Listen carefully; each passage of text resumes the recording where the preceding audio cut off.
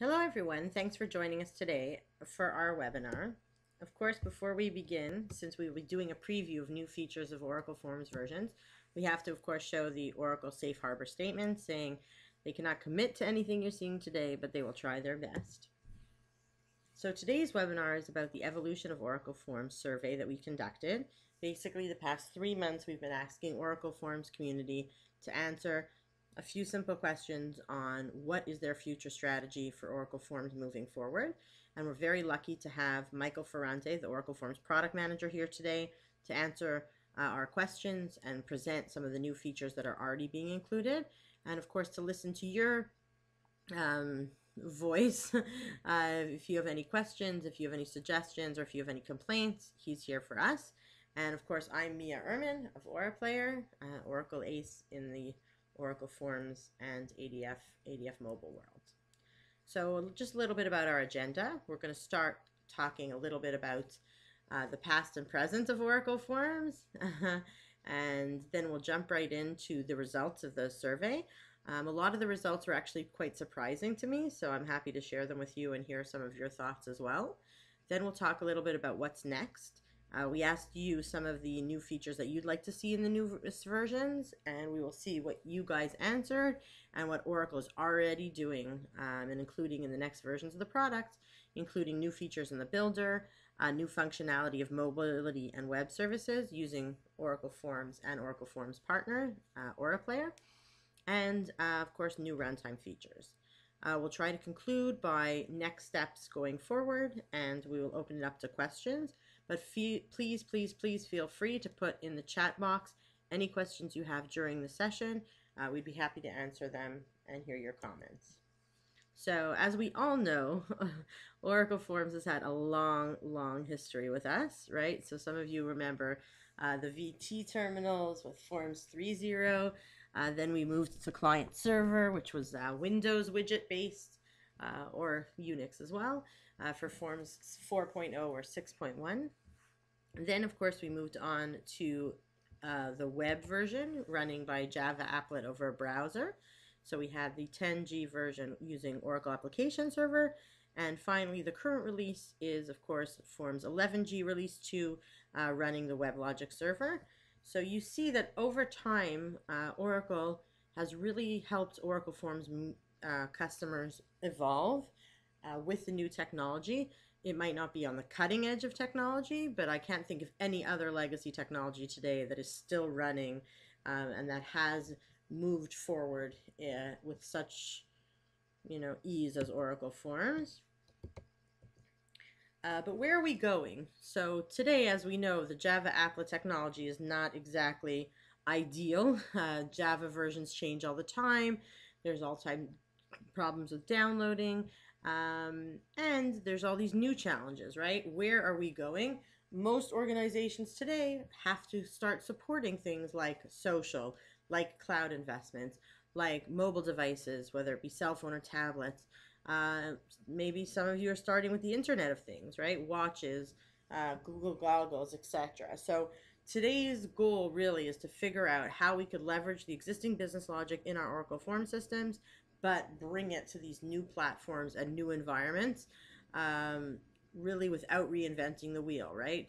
None of us have the time or money to start redeveloping these humongous Oracle Forms projects, and we would like to just see how we could use what we have in the new environments. So the first most important thing when we think about modernizing is, of course, the State of the Union.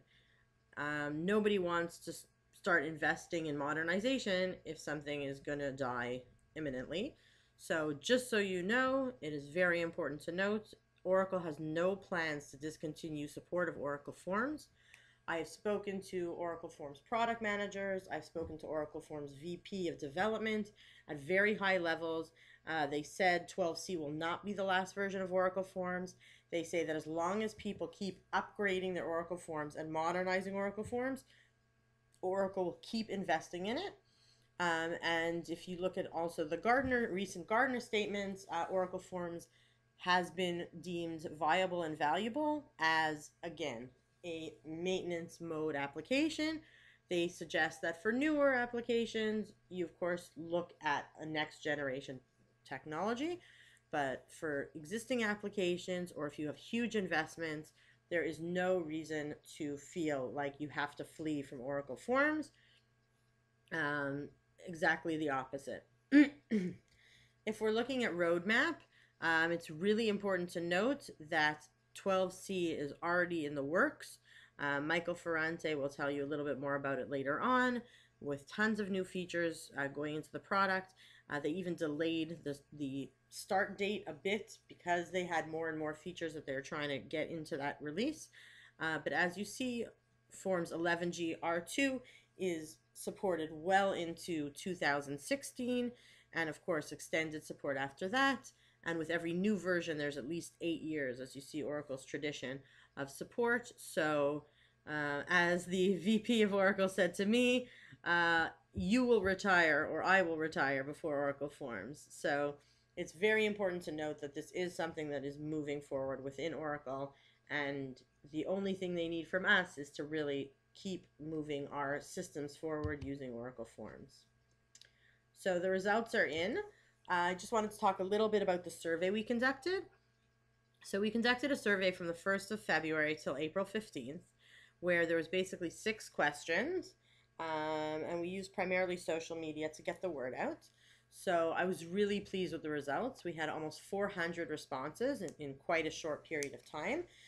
We had responses from 71 countries and from about 315 companies. So I really feel like we did a good job of getting, various different communities, various different locations and countries, and it really does, show what's going on in the Oracle Forms world effectively. And we started with, what version are you running? What was kind of the most interesting to me was this statistic, that there's, almost 50% of the respondents are running Oracle Forms 10G. That to me was quite interesting, due to the fact that, Oracle Forms 10G upgrading to 11G is such a relatively simple migration. Basically, it's just a quick recompile and running it on 11G. There, of course, is the issue of a new infrastructure, that instead of running on Oracle Internet Application Server, you're running on WebLogic Server. But that to me is just the benefit. Running, you'll get better performance, better stability. So it was very shocking to me to see that not more people are moving from 10G to 11G. It was very upsetting to Michael, because as we said, if people don't continue to upgrade to the newest versions, it's going to be very hard for him to justify creating more and more new versions. So I really wanted to figure out and ask you guys why you think there's so many people that haven't yet upgraded. So let's look at the chat here. Right. So some of you, of course, said that a big deterrent from upgrading is, of course, the price. That WebLogic is prohibitively costly. But the truth is, if you have an Oracle Forms IAS license and you move to WebLogic Basic, you don't actually have to pay any additional fees. So you should really check into that before you think that you have to, make a very large software purchase to move to 11G. Another big one here that people seem to be having trouble with is the fact that there needs to be an installation of WebLogic on the development PC, which is, a pretty big deterrent for some people. And I think Michael is going to talk about that in a minute. But what I was happy to see also, if we're just going to look a little bit at the other results, the client server community is only about 19 to 20%, which again, it's still quite a sizable amount, considering client server 6 hasn't been supported in about 10 years. But I think we are slowly getting there. And again, if anybody is in client server versions, please get in contact with us. We work, Oracle has tons of resources to help you guys migrate. We work with partner called PITS that has a very great tool that could help you migrate. So you know, there are resources available, there is help available, but it's really time. It's time to get into the next decade and start migrating those applications forward. And now, Michael, you were talking a little bit about the next version of the product where you were going to try to have a builder-only installation of Oracle Forms. So we'd be happy to hear a little bit more about that. So for future releases, again, we've heard you. We have considered that, and what we're looking at right now is the idea of actually offering a builder-only install. So basically what that means is you would have absolutely no option to run your application on the machine that has the builders unless you install the actual application server. In other words, you would have to make a decision separately to install a deployment environment, which would be different from the builder environment. We are coming across some technical stumbling blocks that I don't know if I'm happy with the limitations. Just as a for example, we're finding that if you do a builder-only install in this new environment we're talking about, you will not be able to later go back and add WebLogic Server. You would have to do a completely so we're trying to decide if that's an acceptable limitation or not.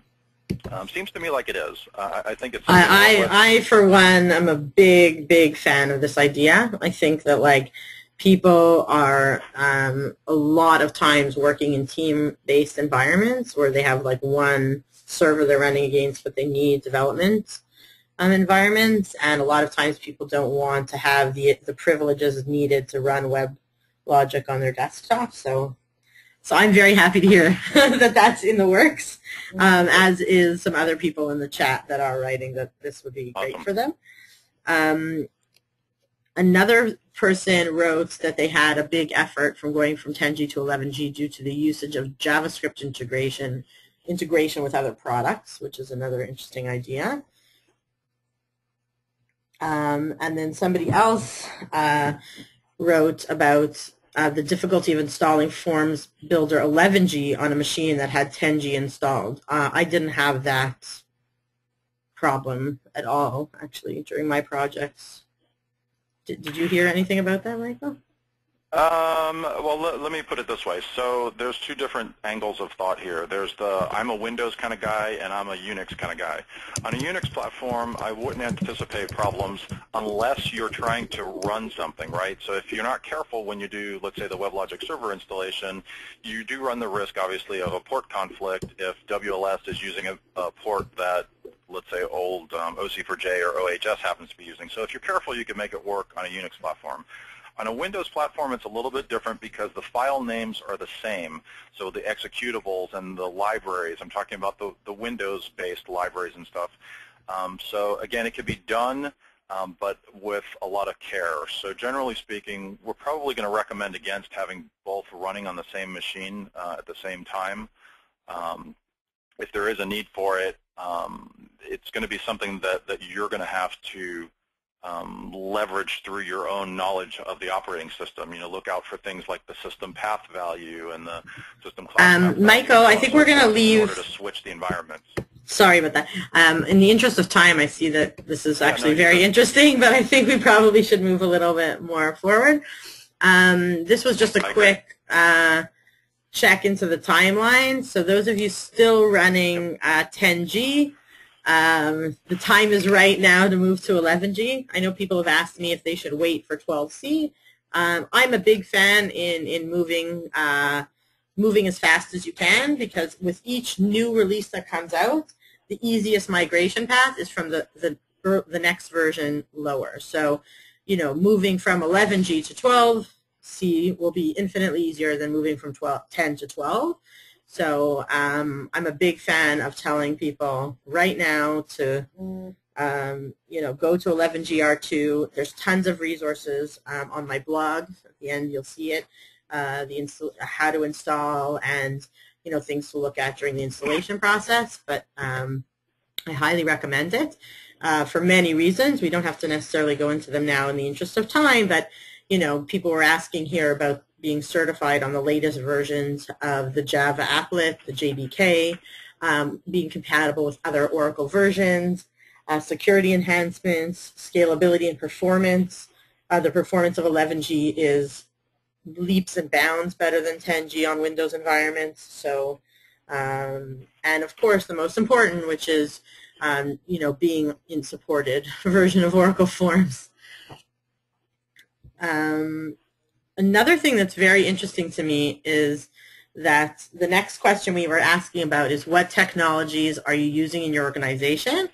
And I was impressed to see how many are using Java and web services, because a lot of the times when I speak to Forms customers, most of them tend to mention that Apex is their development environment of choice. And here in the results, it kind of looked like they were tipping the scales to Java and J2EE.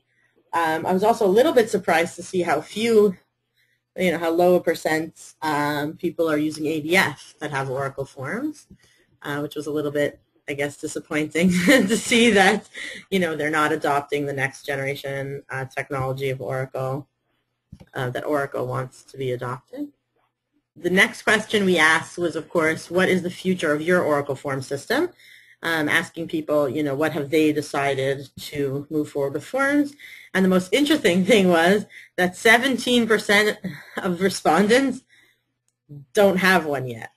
I was kind of shocked about that because I feel like I've been doing these modernization talks for 4 years now, and people are probably bored to death about hearing, what should be your strategy, and yet you have, such a large percentage of people, 17% of people that don't have a future strategy. So I just want those people to know that please, please, please feel free to talk to us about it, ask us questions.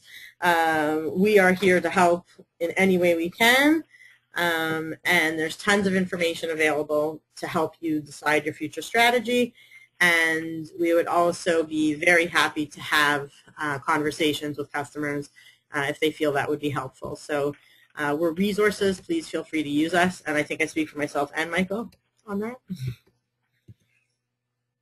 The next thing that was very interesting to me was that it doesn't seem that so many people are doing migrations, which again was very shocking to me. I thought, especially migration to Apex, I thought that number would be much higher. It seems that only 16% say that they're migrating to Apex. There are more migrating to Java, but still not as many as I think I thought I would see. And then what we are seeing, though, is quite a large percentage of people upgrading and modernizing and integrating with new systems. So, we have almost 80% of the respondents said that they want to upgrade the forms and do integration with systems. So I think it's very interesting to see that, the rumors out there, people are leaving forms, people are migrating. The proof is in the pudding, right? People are really following the strategy of preserving their existing investment, upgrading and modernizing their existing systems, and then integrating with systems developed in new technologies for new business needs. So if we want to talk a little bit about this option moving forward, like we said, options for Oracle Forms moving forward in terms of how do we live with Oracle Forms in our environment, as well as integrate it with new technologies written in different languages. So we're very lucky. The newer versions of Oracle Forms give us a lot of ability to do that. The first is, of course, running Oracle Forms side by side with a Java, ADF, or Apex application. Okay, and I see here a bunch of questions coming in about eBusiness Suite. This is what Oracle has done with their eBusiness Suite. Okay, so Oracle Forms is still being used for many modules of Oracle eBusiness Suite, procurement, HR, a lot of the order entry, general ledger type stuff. Anything that has to do with back office is going to be staying in Oracle Forms, But the newer modules, self-service CRM type modules, will be in ADF framework technology, and they will be integrated, calling to back and forth with each other using JavaScript. So basically, this is a strategy that Oracle has been taking with their own internal applications. Another thing that is possible to do, that they might be doing this as well, is to do some sort of visual integration.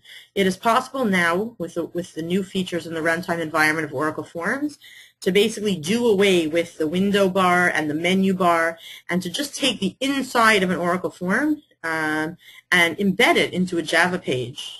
Okay, so basically what you could have then is have a common user interface for Oracle Forms and another technology where you will be using JavaScript to communicate and share context between the pages. So this really allows you to open up the Oracle Forms, leverage your existing investment within the framework of a full application. And the final way that Oracle Forms new features is allowing you to do integration is, of course, with business process and service integration. Okay, Oracle Forms now supports events, which are advanced queues events in the database, meaning that you could have a database event trigger something in the form.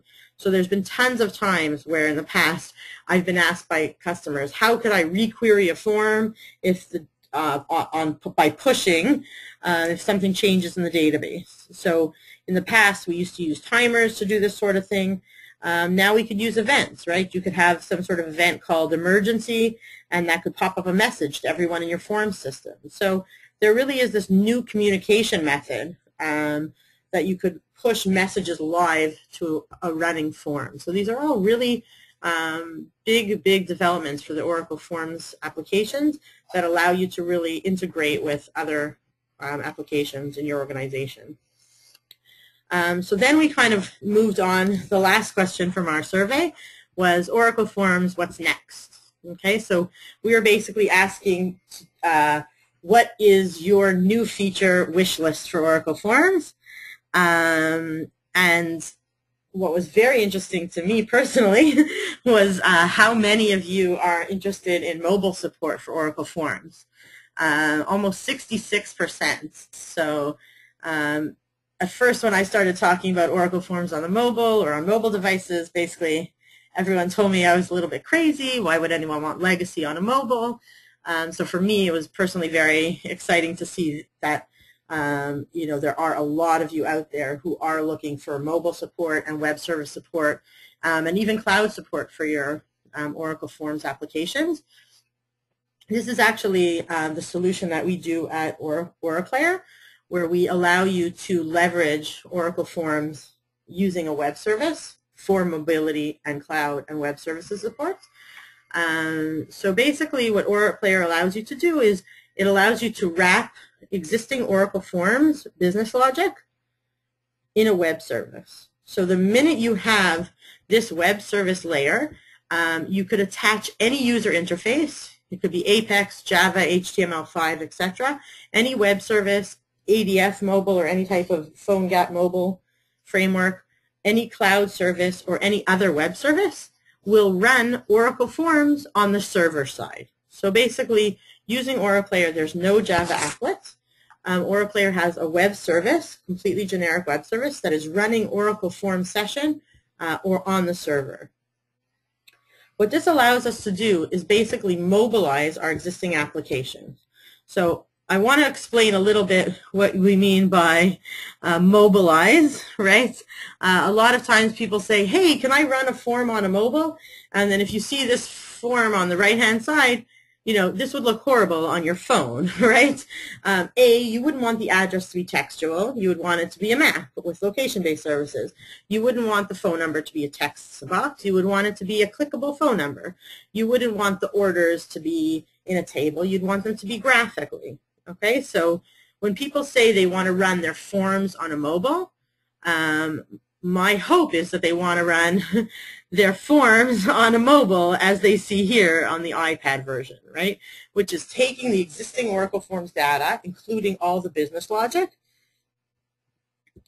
and being able to present the data in a mobilized fashion. Okay, so here we have the same Oracle form system. This is how it looks on the iPad with location-based services of each customer. The customer details where email sends an email, phone sells a phone, and the order data is graphical.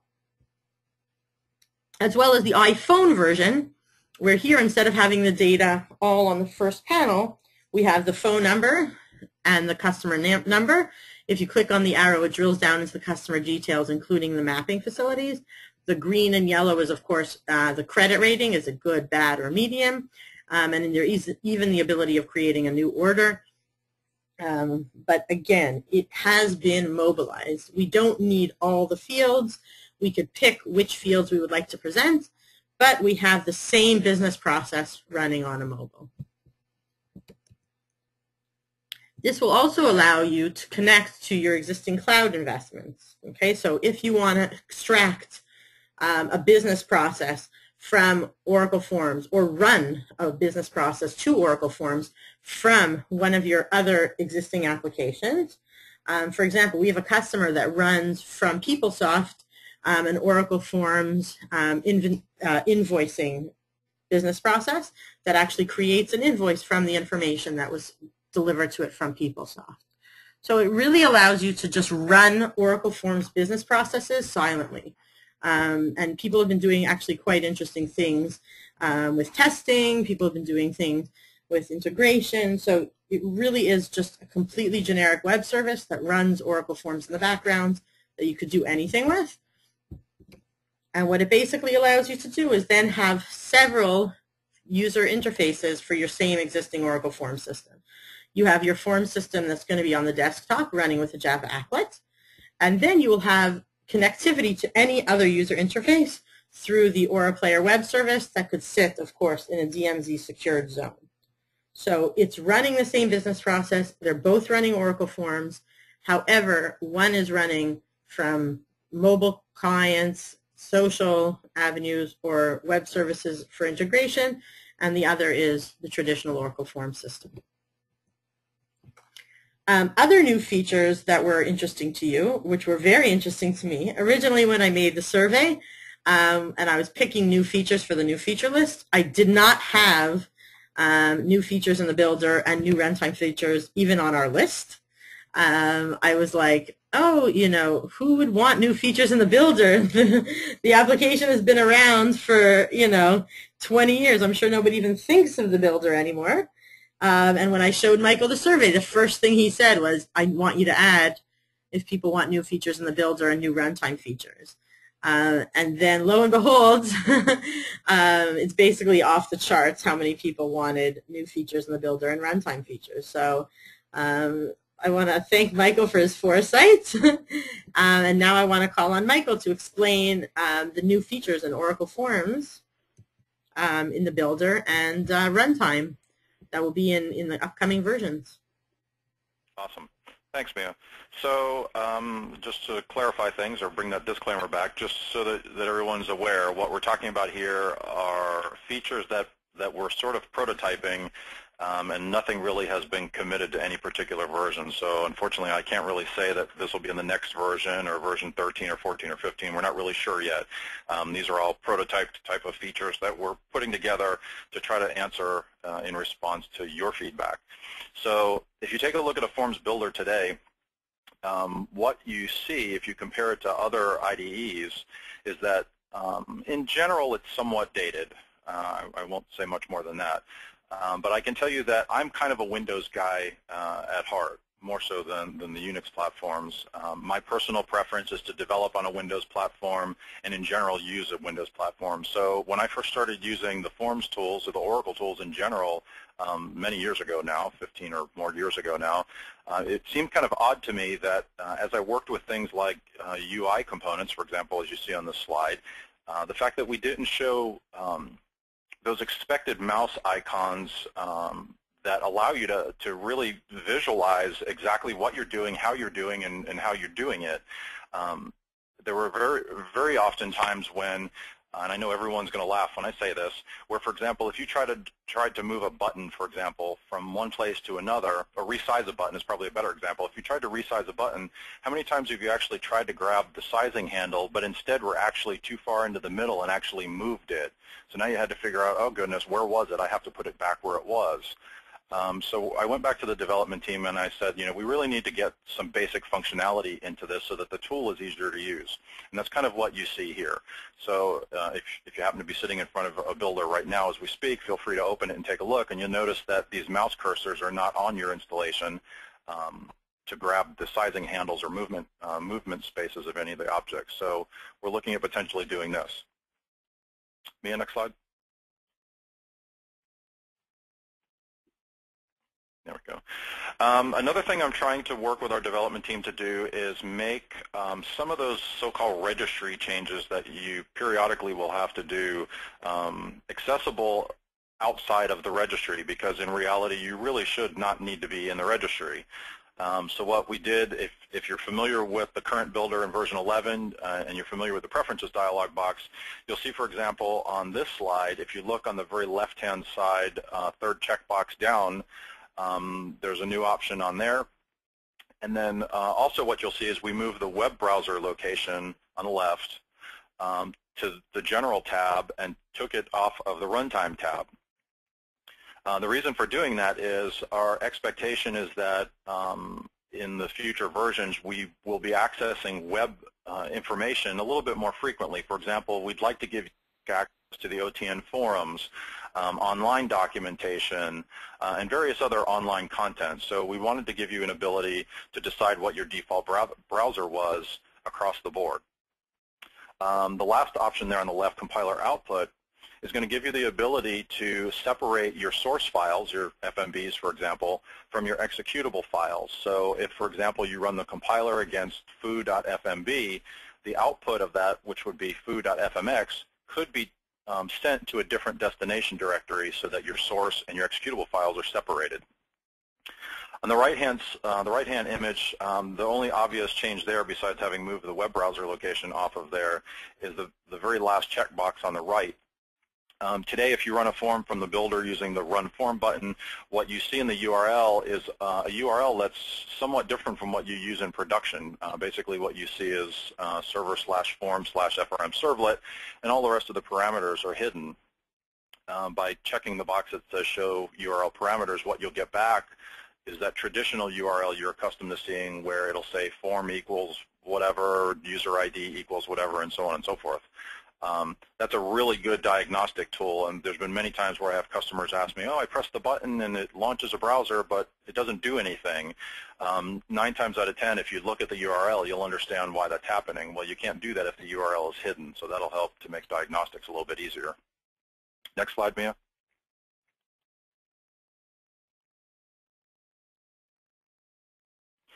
By the way, before you're fine staying forward, Mia, but just if anyone's wondering, those same changes would be seen on the Linux platform or Unix platform as well. So this isn't Windows-only type stuff. Right. So, Michael, we have a question. If the builder will be Javaized so that they could do development on Linux, because they say that the current Linux builder in X is not workable. The builder, as you see it today, will basically be the same as it is. It still will be a C-based builder. I'm not really sure what exactly we mean by it's not workable. That should be something we take offline. But generally speaking,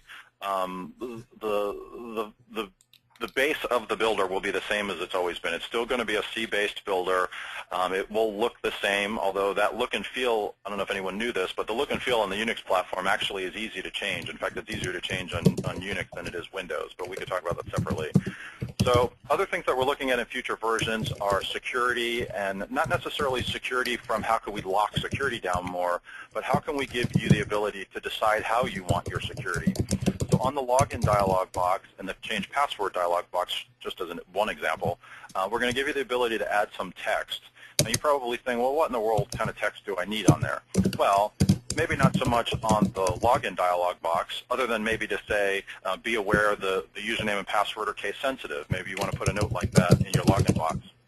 On the password change dialog box, maybe you want to provide the user with the rules. You must use one capital letter. You must use numbers and letters. Whatever. It'll give you the ability to add some text. At the moment, the current prototype is going to restrict us to 256 characters. It will be alphanumeric only, so you can't put any special characters in there. You can't put images in there. You can't format the text. It's just plain text exactly as you see it there, 256 characters worth. Next slide, Mia. There you go. Oops, too many. This leans more also into runtime, although it may seem a little bit trivial. I thought it was kind of a neat addition. Currently on the tab labels, all you have is label text. For example, here you see general, employee, department, and miscellaneous. Prototype now is the ability to include an icon. In this case, the icons are kind of boring, just little colored dots, but you potentially could put any kind of image that you want, as long as it's a web supportable image, like a GIF or a JPEG, for example.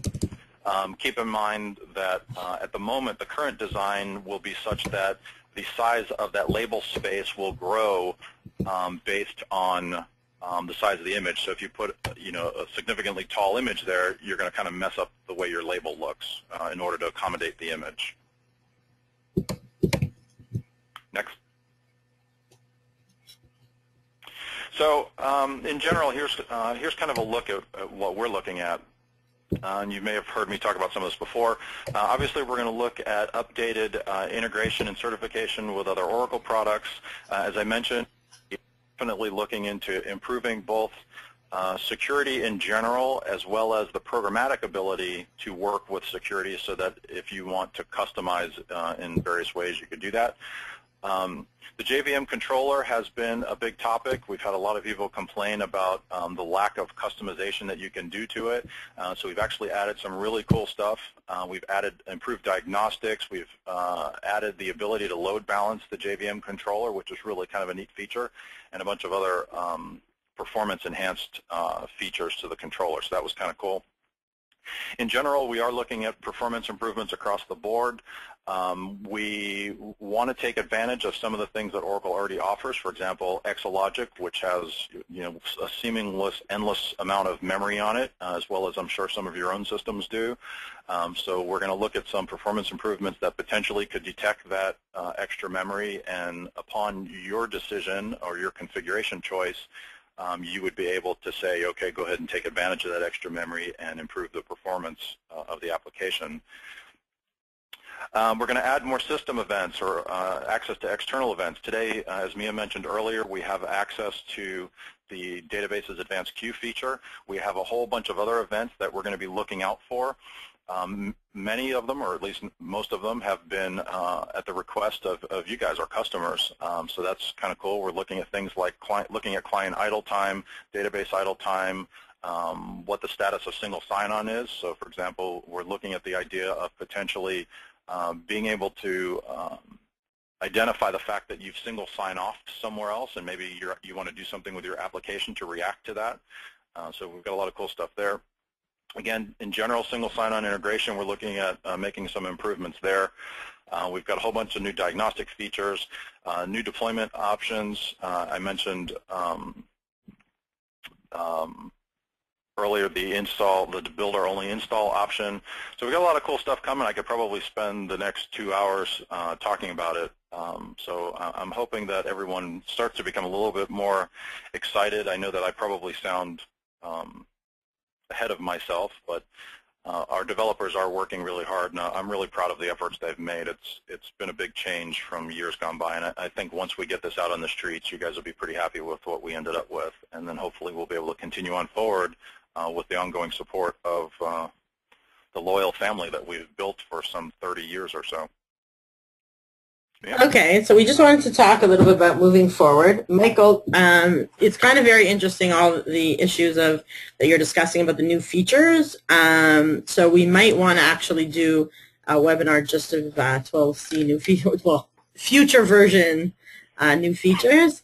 And somebody here wrote, of course, they also want to see the Oracle Forms Designer new features. So I don't know if that is in the cards, but maybe we could get a new features for forms preview webinar one of these days. So in terms of moving forward, the first thing really to do is to start working with understanding your existing environment more and preparing the infrastructure and groundwork for next generation development. So most of you I see are not really about, rip and replace the entire Oracle form system, but there are things that you have to start understanding, like what are your options going forward.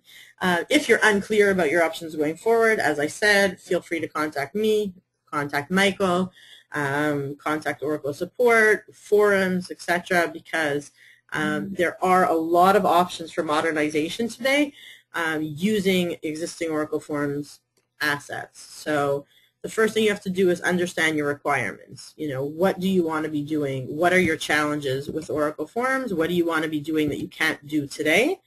And understand your existing system.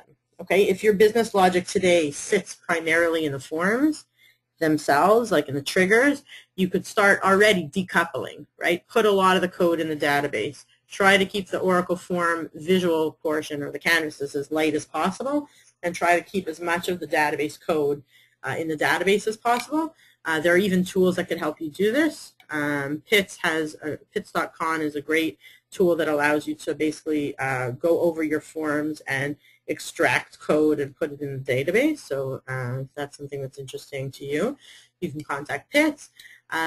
Understanding the existing system. Try to figure out, what resources do you have in your organization. So if nobody in your organization knows Java, it might not be a good plan today to redevelop everything in Java. For instance, if your organization knows PLSQL, it might be that you'd like to start doing new forms in Apex and, of course, integrating back with the forms. Or it might be a mobile requirement, right? You might want to do mobility, running Oracle Forms Business Logic. In that case, you could, of course, use AuraPlayer solution. Or if there's integration needs, you might want to use the new features in Oracle Forms. But it's really important to understand, what is your business need moving forward and how you could leverage your existing investment to solve those business needs. Of course, it's very important to keep track of the timeline and budget. Okay, I have people who say, yeah, I want to redevelop everything in Java. So basically, I'm like, how long do you have to do the project? And they're like, oh, we need it in production by December. So I was like, redeveloping your entire existing Oracle form system is not something you could do in, a few months for a few hundred forms. So it's really important to understand for these new projects, what is your timeline, what is your budget, and even do a proof of concept for the different solutions in order to properly understand what your timing is going to be like and how long it is going to take you to do certain things. And then, of course, decide on an implementation method. Again, here I see a question on what is the future of Oracle Forms in eBusiness Suite. As I said, Oracle Forms will be continuing for many of the modules in eBusiness Suite. I'm sure Michael could talk a little bit more to that. I was told HR, procurement, general ledger, and several others will be remaining in Oracle Forms. And then it will be integrated with the Fusion middleware stack that will be more for the self-service type modules, more of the sales modules, and those type of externally facing Oracle Forms systems. So that's basically the story for EBS. And the winners are, basically last night my husband used Python to randomly generate numbers for me to be able to give away the prizes for the raffle of the survey. So Wahid Nawaz of Scotiabank won a Loop Motion console. I don't think he's actually on the sessions, but he will be contacted. And Jonathan Whitehead of University of Sheffield won an Apple TV. But I really want to thank everyone for their support and filling out the survey and in attending the webinar. showing Oracle that there's this many people involved in Oracle Forms and interested in Oracle Forms is really important. It makes Michael's job a lot easier to be able to say, when they say, who's even using Oracle Forms today? And Michael could say, well, 400 companies answered me a survey in 2 months. So, that really helps him show value in his product, etc.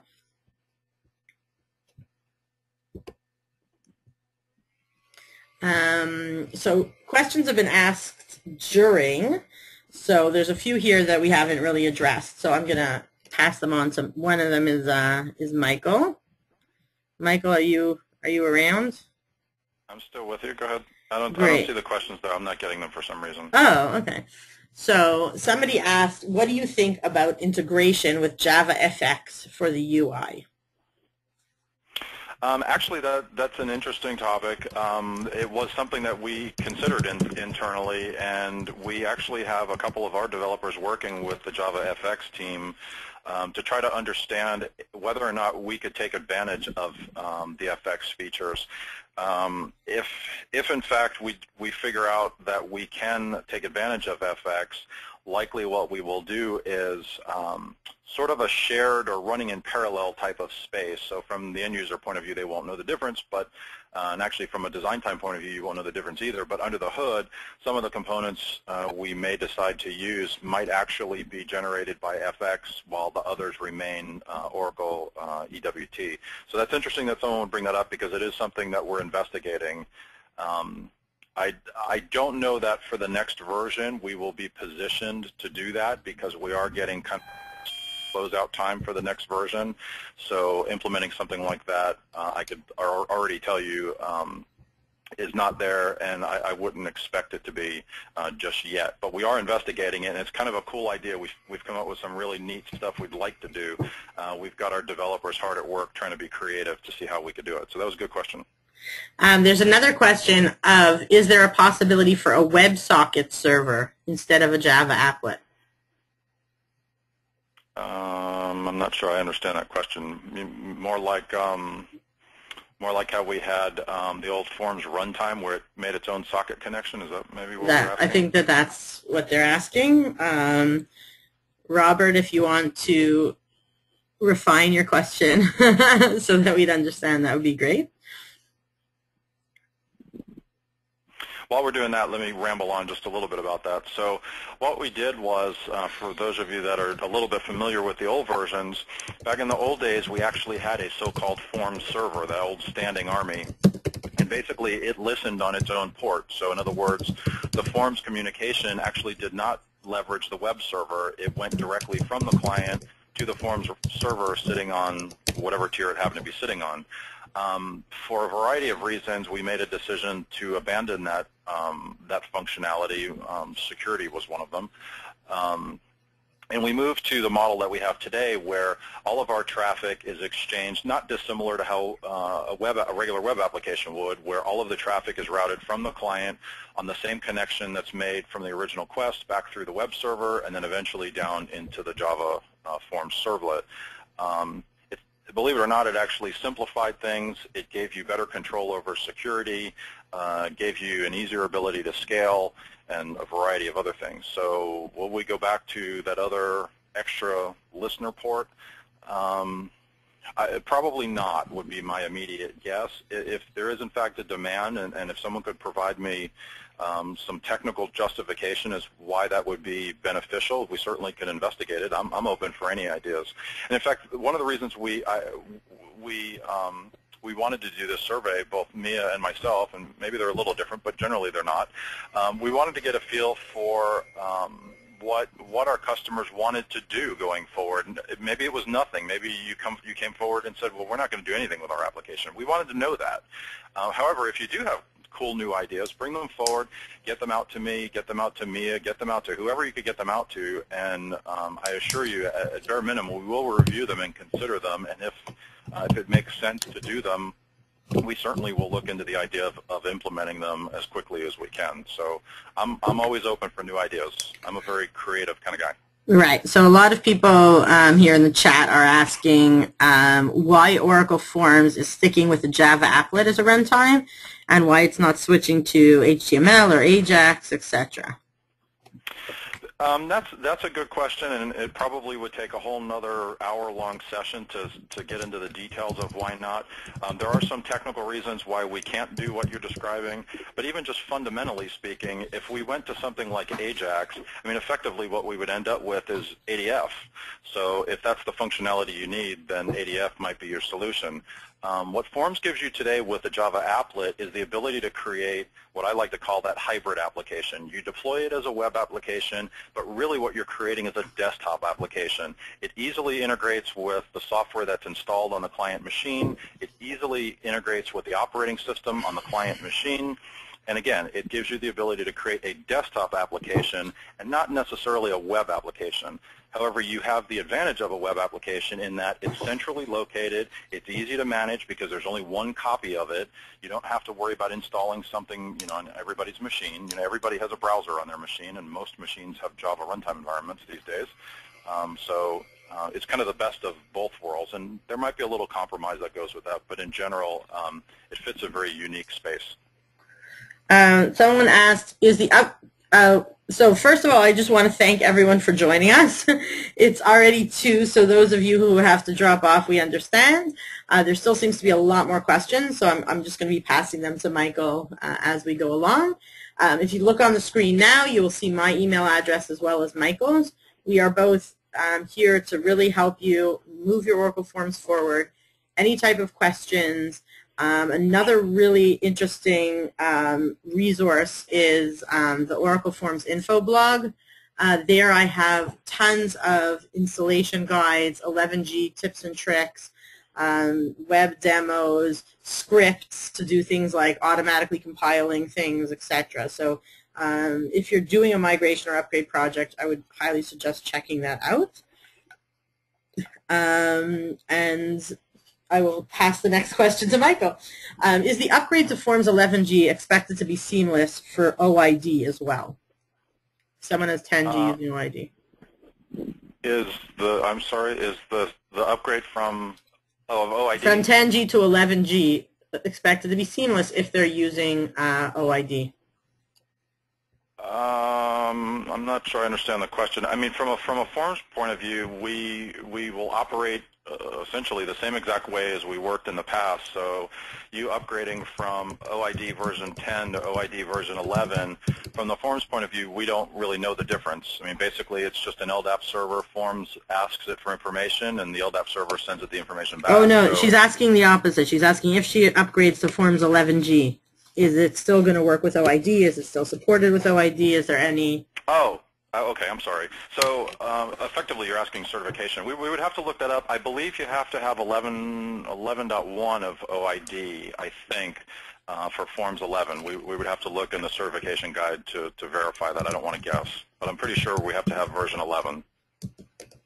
Okay. The next question is, what about JNLP deployment instead of an applet? WebStart, also another good one, and I say good one because again, it is something we are investigating. We're actually looking at 2 different flavors of running JNLP. So we're looking at using JNLP in its embedded fashion. So in other words, it would still run in a browser, but under the hood, it would actually be formatted JNLP instead of using the traditional applet tags. The other option is standalone WebStart, which would effectively leave you with like a desktop shortcut that would run completely removed from the browser. So again, these are all things that we are investigating. Where we end up with that, I don't know. It's all going to depend on what the results of our testing and performance and those kind of things. But yeah, that is a very good one. We are looking into it. So it's, definitely follow us closely, and we'll get you updates on that. Okay. Somebody else asked using Windows 8.1 UI, which is semi-mobile, instead of using a Java client. Same kind of answer that I mentioned before. For the moment, we're kind of bound to a Java applet. The architecture of the product currently, it's just not that easy to take the way Forms works today and just magically transition it to something else. We rely on a lot of the functionality that the Java applet provides us. It's not just as simple. Remember, I guess what you have to remember is the Forms product is divided onto at least 2 tiers, if not 3, depending upon how you look at it. So if we were a standalone Java applet, then it probably would be easy to do that. However, we're not. The Java applet is closely integrated with the servlet on the middle tier, as well as the C runtime that sits behind the servlet. So it would take an enormous amount of re-engineering to come out of that Java applet space. So no, I don't anticipate seeing that, at least not anytime soon. Okay. Here is a question regarding Oracle reports. They have read in the statement of direction that the writing on the wall seems that 12c will be the last version of reports. Is this true? What do you have to say about it? I will start now we're with getting to the tough one. Yeah, no, it's not a tough one. It's just one of those that I will put a disclaimer out there and say my area of expertise and responsibility is with Forms, so I really can't speak for reports. However, what I will say is if you haven't seen it already, and I mentioned it in the beginning, there is a statement of direction posted on the Forms homepage. The information in there is still accurate as you read it. In it, it explains that the plan is to have a reports version 12. It goes on to suggest that the encouragement or direction, preferred direction from Oracle's point of view is that you move to BI Publisher. Does that mean there won't be a version beyond 12 of reports? To be honest with you, I don't know. I just honestly don't know. I think just like with all the things I've said about Forms, it will solely depend on the demand that our customers have. If, for example, nobody upgrades to version 11 of Forms and Reports, or nobody upgrades to version 12 of Forms and Reports, if we see that type of result, then no, we probably won't build a version 13. It's all a matter of demand. However, if all of our customers, quickly move to version 12 or whatever the current version is 11, then the probability could potentially be different. So we're looking at it very carefully. This is what I've been trying to tell you guys for years already, that basically if we make noise, if we let our voices be heard, if we show that Oracle Forms is not some dead product that nobody uses anymore, but a huge enterprise system-wide application that tons of organizations are using worldwide and reliant upon and have huge investments in, the more we prove to Oracle that that's what's going on, the more they'll continue to invest in Oracle Forms modernization and Oracle Forms new features, and even helping with phase migration type solutions. The more that nobody makes noise and nobody says anything, they're just going to assume that everybody's stopped using Oracle Forms and they're going to stop supporting it. So it's really up to us to make some noise, as we say. We have here a question about BI Publisher. Somebody wrote the license fee for BI Publisher is way higher, so that might be the cost of licensing, I assume. Yes. Yeah. That actually has been a topic of discussion for quite a long time. We're working pretty closely with the business intelligence team to see if potentially they would be willing or able to offer BI Publisher to Forms users, Forms and Reports users at a different rate. That discussion is still ongoing, so I really don't know what will come of it, but we are aware of that concern, and we are looking into it. Now, as I say that, I hear myself say it, and I say to myself, goodness, that sure sounds like a sales pitch to me. But the truth is that is what's going on. I feel your pain. I agree with you. The cost of BI Publisher is definitely measurably higher than the Forms and Reports product, and because of that, we are looking into what options we could provide our customers in order to overcome that limitation, if you want to call it that. Okay. Another thing that someone mentioned about BI Publisher was, will there be some sort of integration of BI Publisher with Forms 12c? You guys are pretty good. You're probably looking over my shoulder every day. So actually, I do have our development team working on a prototype to do exactly that, to do integration not dissimilar to what we have today with Oracle reports. I don't know what the current status of that is, but I know they are investigating it. Last I heard, they had a lot of pretty favorable results. So yes, we are looking at integration with BI Publisher. I don't know if it'll be there for the next version or not. Again, that's still kind of up in the air. Great. So if there are any last questions, if not, again, thank you all so much for joining us. Please feel free to email us additional questions if they pop up along the way. I will be sending the slides out to anybody who registered for the webinar, and the recording will be available as well. So thanks again for all for joining us. Thank you very much, everyone. I appreciate it. Thank you, Mia. And thanks again, Michael, for your time. You're welcome anytime. Bye-bye. Have a great day, everyone.